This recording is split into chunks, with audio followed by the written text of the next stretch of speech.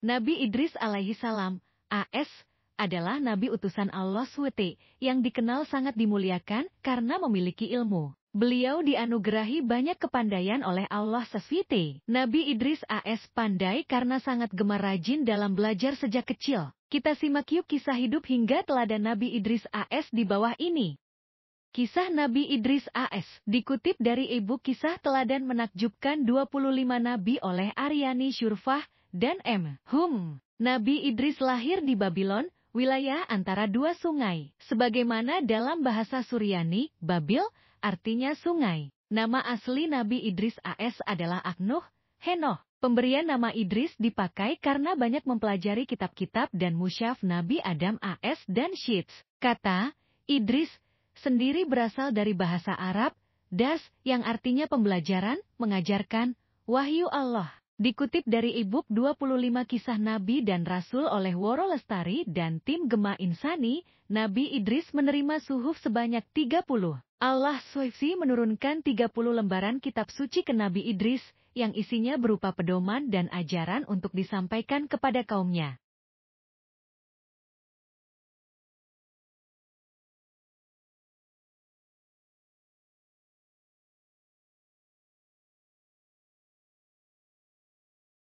Suatu ketika, Nabi Idris berjumpa dengan malaikat Israel, malaikat pencabut nyawa. Kepada malaikat, beliau meminta untuk diperlihatkan surga dan neraka. Atas izin Allah, Nabi Idris AS diberi kesempatan untuk masuk dan melihat surga dan neraka. Setelah melihat surga, Nabi Idris AS tidak ingin meninggalkan surga dan ingin menetap di sana. Berkat kesalehan serta kebaikannya, Allah pun menyetujui nyawa Nabi Idris dicabut dan mengabulkan dirinya untuk tinggal di surga dan kekal di dalamnya. Perjalanan dakwah Nabi Idris AS. Kaum Nabi Idris merupakan kaum Bani Kabil. Kaum tersebut merupakan keturunan Kabil yang tak menyembah Allah, karena mereka menyembah api. Pada saat itu, Nabi Idris AS sangatlah gigih dalam memperjuangkan agama Allah SWT. Beliau selalu berdakwah kepada kaumnya dengan kesabaran. Dalam perjalanan dakwahnya, Nabi Idris senantiasa mengalami berbagai rintangan. Beliau sering mendapatkan celaan dan ejekan.